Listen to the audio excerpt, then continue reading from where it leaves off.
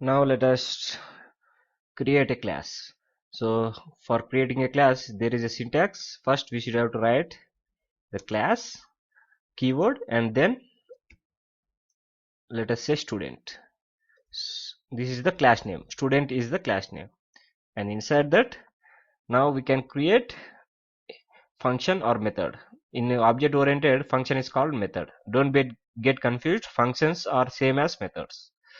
So declaring the method or function, we will be starting with def as we have seen. Let us create a function called details, and inside the parameters we should always give first self. Here self is nothing but you should not have to pass any values. The system automatically passes the object itself when you create a object. So you will be learning self once we go little bit further. So self is nothing but it is whenever an object is created, you're passing the object itself to the self. So now let us create variable parameters like name and age. And what we will do, we will just print the output. This like the name is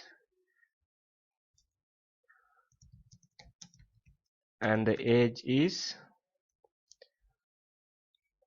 dot format, and inside the bracket from the name comma age. So that's it, we have created a class. So we have discussed in our previous section that class is always a template. So we have created a template. Now let us create a object for it. Let us first press F5, OK, and now we will create a object. Let us say S1.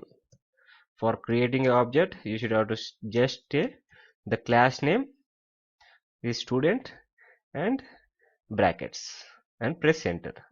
So we have now successfully created a object. Now after creating a object, as we have discussed, now we can access the methods inside the class. So what is the method? S1 dot, what is the method here? Details. So now we can pass details, and the name, let us give the name as Colin and the age as 35. Now if you press enter, see it is calling the function method and getting the output. So but see here, now let us say what is the name. We can print s1 dot name. It will give definitely error. Why, I will tell you. See, whenever we press now, it is showing error. Why it is showing error? Because we haven't set the data. So to set the data, this self is very important. So how we can set the data, I will show you. Like self dot name is equal to name, and self dot age is equal to age. Like this we will be setting the data, because these are dynamically taken. So whenever you are passing the parameters, they are going dynamically and into the print statement. But we should, when if you want to check this name and age, we should have to explicitly mention it there. So now let us call the shell.